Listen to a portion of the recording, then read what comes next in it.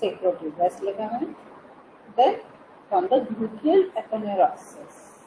If you remember, we said that the deep fascia in the gluteal region is thickened where the gluteus medius is there, and then in the lower portion. So, this, especially the gluteal fascia, which we call the gluteal aponeurosis, which is covering the gluteus medius. From here, the fibers run downwards laterally and will abruptly become aponeurotic. The fibers are going downwards laterally and abruptly becoming aponeurotic in this region. And because of this aponeurotic fibers, there is a hollow in the gluteal region laterally, which you can palpate in yourself suddenly. The rounded contour and the thick muscle fibers. It's not that the muscle is ending, it's just that the fibers are becoming aponeurotic. So that's why laterally you try to palpate from gluteal region laterally and go towards the lateral aspect of the thigh. Suddenly you feel the hollow. That hollow is because of this gluteus maximus fibers becoming suddenly aponeurotic. Abruptly they are becoming aponeurotic. After becoming aponeurotic, these aponeurotic fibers, the 3/4 part of these aponeurotic fibers, the major chunk inserts into the iliotibial tract of the fascia lata, and the deeper 1/4 fibers only will go to gluteal tuberosity. The nerve supply of gluteus maximus is by the inferior gluteal nerve, a branch of sacral plexus with root value L5, S1 and S2. Inferior gluteal nerve supplies only one muscle, and that is gluteus maximus. None of other muscles in the gluteal region are supplied by inferior gluteal nerve. This is called inferior because it's emerging inferior to a key muscle present in the gluteal region, piriformis. That's why. Otherwise, it's a thick nerve and it's supplying the gluteus maximus, the only muscle that this inferior gluteal nerve is supplying. What are going to be the actions of gluteus maximus?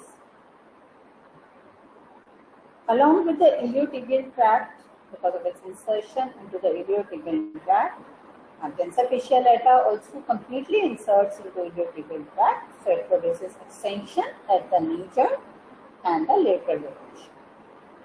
But the main action of gluteus maximus is one of the most powerful extensor of the hip joint. It's used extensively during walking, running, in lifting heavy weights from floor and in rising from sitting posture. Right now you must be sitting. Try to stand up. Stand up wherever you are sitting on your chair. From there, on the floor. So the extension of the hip joint from the flexed position is because of the action of gluteus maximus, which is one of the most powerful extensor of the hip joint. If the inferior gluteal nerve is or the gluteus maximus gets paralyzed due to some injury, the person cannot stand up from the sitting position easily, and the person tries to climb on itself. First, the person will hold the knees so that knees are extended because one of the actions, so its insertion into the iliotibial tract is extension of the knee joint.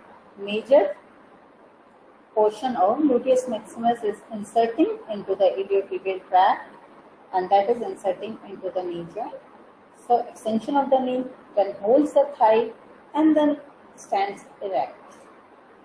Also in case of weightlifters, this muscle develops very well because this muscle is helping in lifting heavy weights from floor and rising from the floor. You pick up heavy weights from floor and try to rise. That is from flexed position of the hip joint to the extension of the knee joint. That main action is by gluteus maximus.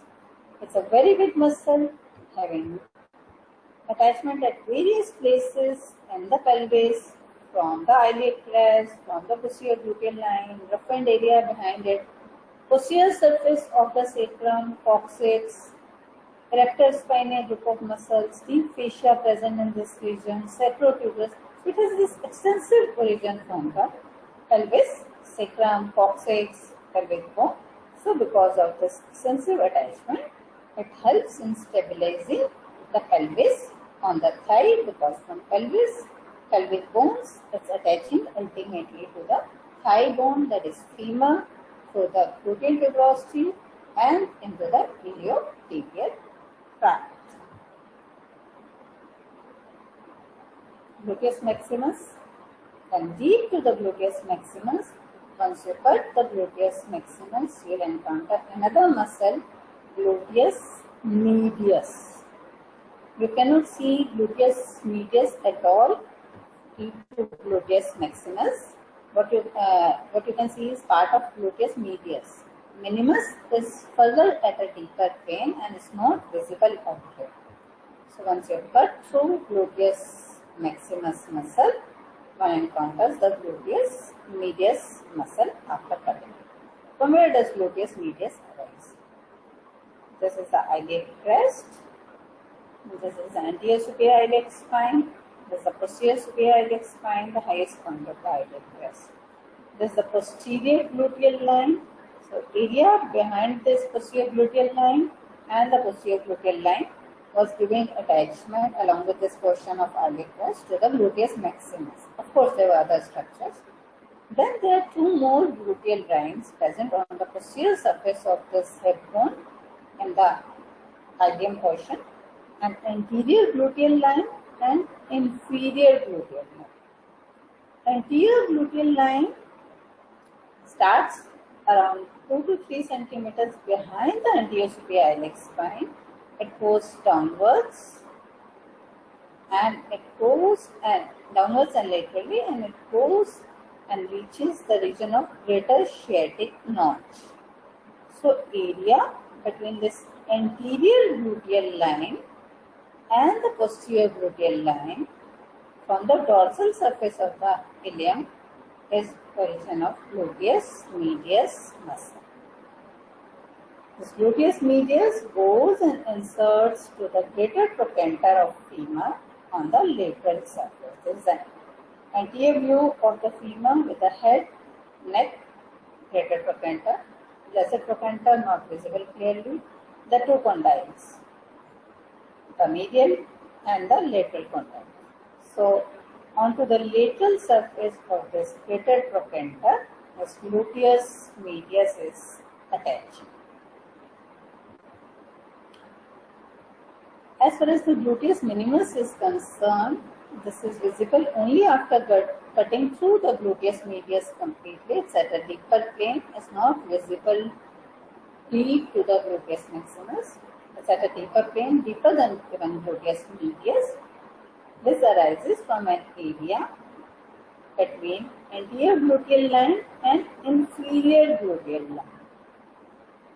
This inferior gluteal line is almost a horizontal ridge present on the dorsal surface of the iliac bone between the anterior superior iliac spine and anterior inferior iliac spine. This line extends above this vestibular notch, that is where the head of the femur will articulate to form the hip joint. This goes almost horizontally towards the greater sciatic notch. So, area between the anterior and inferior gluteal line gives attachment to gluteus minimus. Minimus goes and attaches again to the greater trochanter, anterior surface. Lateral surface was medius and anterior surface is minimus. So, inferior gluteal line, anterior gluteal line, area gives attachment to gluteus minimus. Between the anterior and the posterior gluteal line is medius.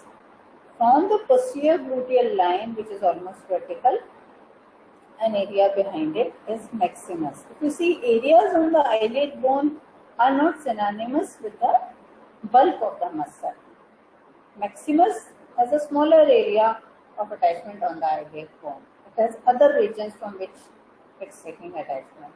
Medius between the anterior and the posterior gluteal line, and minimus from the anterior and the area between the anterior and the inferior gluteal line. Both these are supplied by superior gluteal nerve, very similar to the tensor fascia lata. Inferior gluteal nerve was supplying only gluteus maximus. So, gluteus medius as well as minimus are supplied by superior gluteal nerve. So, three muscles are being supplied by the superior gluteal nerve in the gluteal region: gluteus medius, minimus, and tensor fascia lata. What is the action of these? Gluteus medius and minimus.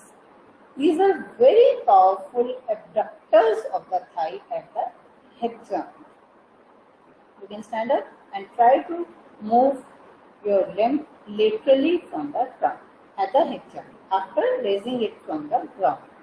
That action, when you raise the foot from the ground and try to move your lower limb laterally, is abduction at the hip joint.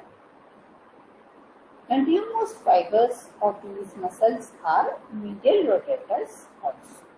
Because of their action of powerful abduction at the hip joint, they help in walking by preventing the unsupported side of pelvis from sagging downwards during walking.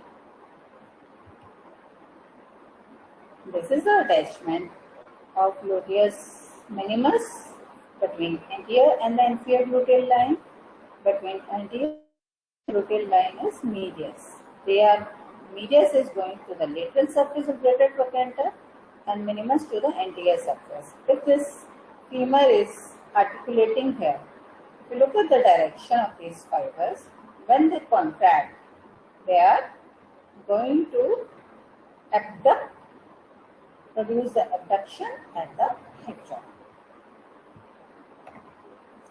Now, how they prevent the unsupported side of the pelvis from sagging downwards during locomotion? When you are walking, one foot is on the ground, the other foot is off the ground.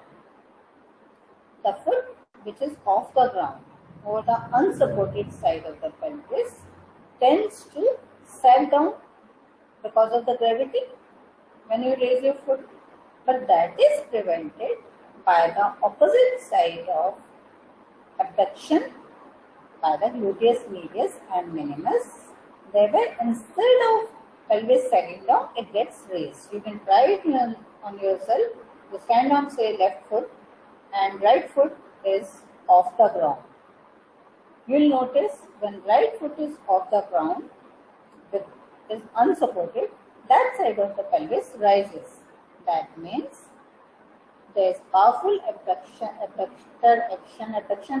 gluteus medius and minimus is intact from the left side. There is an important sign which we call the Trendelenburg's sign. Trendelenburg's sign.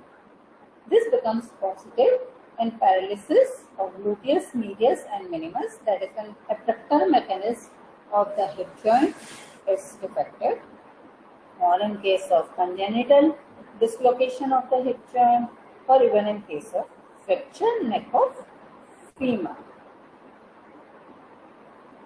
This is the pelvis. This is a normal Trendelenburg sign, and this right foot is off the ground. Try it in yourself, and left foot is supported on the ground.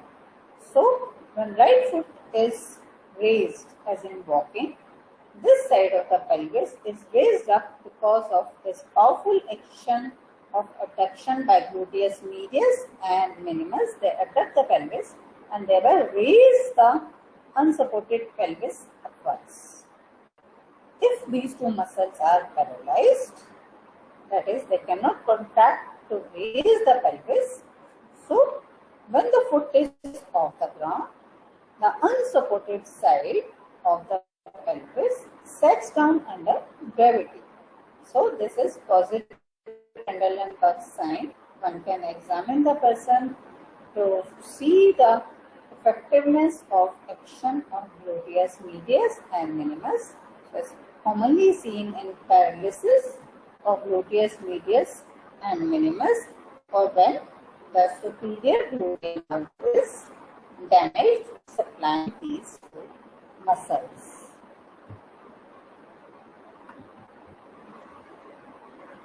Now, another very important applied aspect in this region is intramuscular injections, which are commonly given. Of course, they are given in the lower third of the deltoid also, and we say that in case of swelling to prevent injury to the axillary nerve.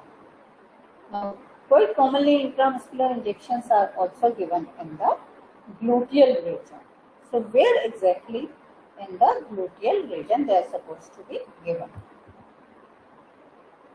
This is a posterior view of the right gluteal region.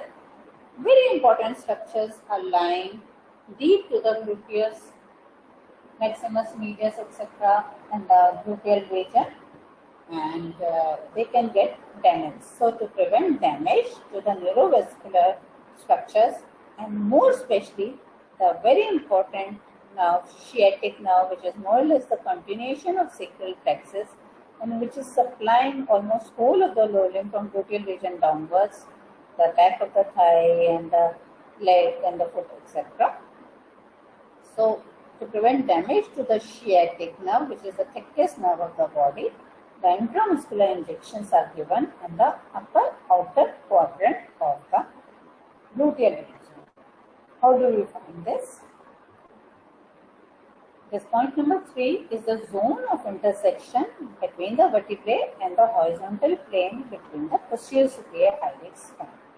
Posterior superior iliac spine is in the posterior region of the gluteal region medially, and the upper medial quadrant is a depression, and this is the level of second sacral vertebra. From posterior superior iliac spine, you draw a vertical imaginary line going downwards till the point 11, which is ischial tuberosity. This is the point where you are sitting right now. It sits on ischial tuberosity. Then a line joining the ischial tuberosity with the greater trochanter 10 laterally in the region of the head. So you join these two imaginary lines. You take a point between the posterior superior iliac spine and ischial tuberosity. At the junction of upper third and lower two-third, take a point. Then take a point, midpoint of the line joining ischial tuberosity with a greater trochanter. Join these two. This is the sciatic nerve curve, and beyond this, this goes vertically down to the posterior aspect of the thigh. So if you notice this is extending in the upper medial quadrant and the lower medial quadrant, and partly it can come even in the lower lateral quadrant also. So to prevent injury to the sciatic nerve, this region, upper lateral quadrant, which is labeled as 5, is called as safe zone for gluteal region injections, because in this region you will not encounter sciatic nerve and any other important nerves and vessels.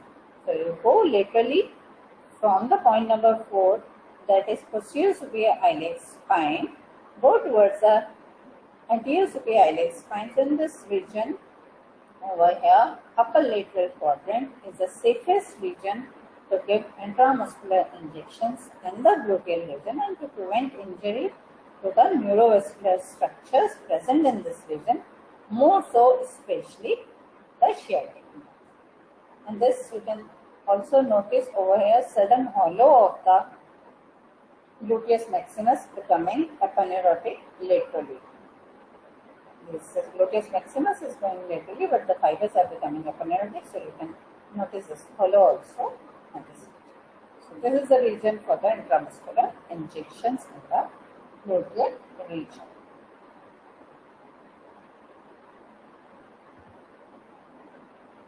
Now, apart from gluteus medius and minimus, there are other structures also lying at a deeper plane in the gluteal region.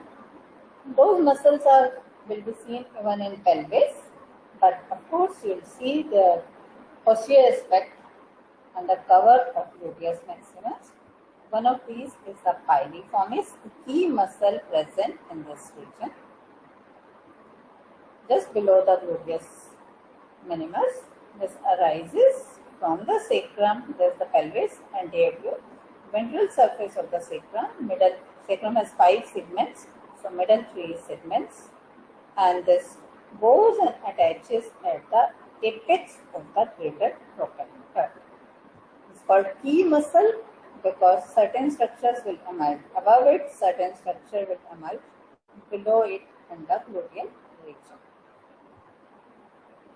Then below the piriformis, we will encounter a tendon of obturator internus muscle with 2 gemella, a superior gemellus, inferior gemellus, and tendon of obturator internus.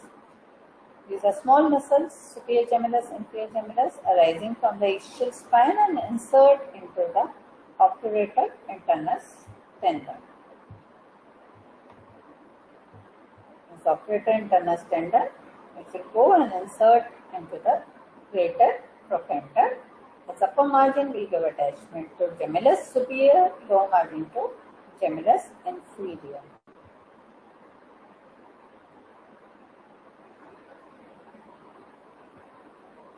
Then, deep to this tendon of obturator internus with 2 gemelli, one can encounter quadratus femoris, which arises from the ischial tuberosity and goes to the quadrate tubercle. Quadrate tubercle is a tubercle present on the lateral border of the femur bone. It's quadrilateral in shape, that's why I'm going to the femur. That's why it's called quadratus femoris muscle. There is also a muscle with the name of obturator externus, which you will not encounter in the gluteal region. The obturator internus muscle, this arises around the obturator foramen from the inner surface, so internus, around the obturator foramen. These muscles we will study again in relation to the pelvis. Obturator externus from the external surface and the obturator membrane area surrounding the pubic bone, the ischium, all around this obturator externus. Obturator externus is named in internus in relation to their attachment to the obturator foramen. Internus internally, externus externally. But the attachment onto the femur, the obturator externus is into the trochanteric fossa, a fossa under the greater trochanter, and obturator internus outside this fossa. The attachment is opposite. What are going to be the actions of these muscles? These small muscles deep to the gluteus maximus, below the gluteus medius and minimus, which we found, that is namely piriformis, the obturator internus tendon with superior gemellus, inferior gemellus, and quadratus femoris. If you will see the direction of these, they all are rising over here and going laterally towards the femur. So the action is going to be lateral rotation of the hip joint. So, to enumerate the muscles under gluteus maximus, which you will encounter deep to gluteus maximus, the gluteus medius, gluteus minimus, piriformis, superior gemellus, inferior gemellus with tendon of obturator internus, and quadratus femoris. So these are the muscles once you remove gluteus maximus. So under cover of gluteus maximus, you will find so many muscles in the gluteal region. What are the nerves and vessels which you will encounter in the gluteal region? Definitely 2 vessels, superior gluteal and inferior gluteal arteries, which are branches of internal iliac artery. The gluteus maximus has been cut in this picture. This is the gluteus medius and this is the minimus.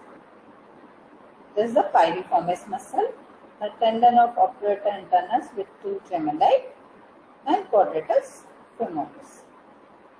So nerves are named according to their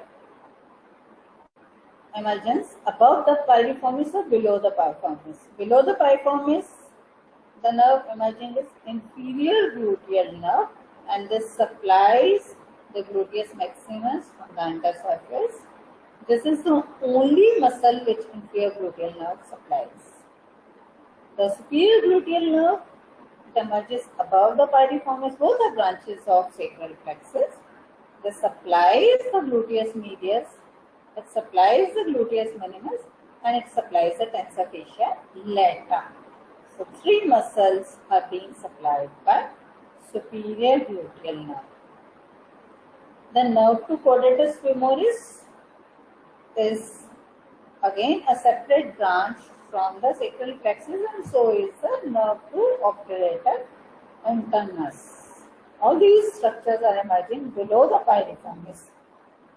And then, very important structure of the gluteal region is sciatic nerve, which is emerging below the piriformis along with the posterior cutaneous nerve of thigh. Sciatic nerve is more or less a continuation of sacral plexus. Then another nerve branch of sacral plexus, which is emerging in the gluteal region from the greater sciatic foramen, but it enters the pelvis, that is the pudendal nerve, because this has to supply the structures in the perineum, so it enters the perineal region, the pudendal nerve. So, nerves and vessels under the gluteus maximus include the superior gluteal artery, inferior gluteal artery, branches of internal iliac crest, all are branches of sacral plexus, the superior gluteal nerve, inferior gluteal nerve, nerve to obturator internus, quadratus femoris, sciatic nerve, posterior cutaneous nerve of thigh, and the nerve of the perineum, pudendal nerve. All these will emerge below the piriformis. Only structure emerging above the piriformis is the superior gluteal nerve. So to enumerate the nerves in this region, which we have already done, sciatic nerve, superior gluteal, inferior gluteal nerves, posterior femoral cutaneous nerve, nerve to quadratus femoris, nerve to obturator internus, pudendal nerve. The gemelli are superior and inferior are also supplied by nerve to obturator internus. They are traversing along with the tendon of obturator internus muscle. In this picture, you can see the superior and the inferior gluteal arteries, branches of internal iliac artery, which are emerging in this gluteal region above the piriformis and below the piriformis. As far as gluteus maximus is concerned, it receives major blood supply from both superior as well as inferior gluteal arteries. Of course, upper 1/4 portion by the superior gluteal artery and rest major portion by the inferior gluteal artery. Rest all these structures are supplied by these two arteries. So, what are the structures traversing through the greater sciatic foramina? Piriformis passes to greater sciatic foramina and almost fills it. So, all these structures which we saw, superior gluteal vessels, inferior gluteal vessels, the superior gluteal nerve, inferior gluteal nerve, sciatic nerve, nerve to quadratus femoris, obturator internus, posterior femoral cutaneous nerve, internal pudendal nerve, as well as vessels. All these structures will traverse through greater sciatic foramina. From greater sciatic foramina, the structures are going to enter into the lesser sciatic foramina. Some of these structures, that includes the pudendal nerve, internal pudendal vessels, and nerve to obturator internus. So they are ultimately going to enter into the perineum. This is the greater sciatic foramina, this is the lesser sciatic foramina, and this is the ischial spine. So all these three structures are in relation to the dorsal surface of ischial spine, which is a very important anatomical landmark in case of pelvic surgeries. Now these vessels, the superior gluteal and inferior gluteal arteries, they anastomose with some of the branches from the femoral artery and form the anastomosis. So a branch from the superior gluteal artery, a branch from inferior gluteal artery will anastomose. This is a very important anastomosis. Will anastomose with the ascending branches of medial and lateral circumflex femoral arteries, which are branches of not femoral but the profunda femoris artery, which is a branch of femoral artery. So all these four arteries take part in anastomosis near the trochanteric fossa of the greater trochanter, and through this they supply the head of femur. So this anastomosis is very important for blood supply to head of femur.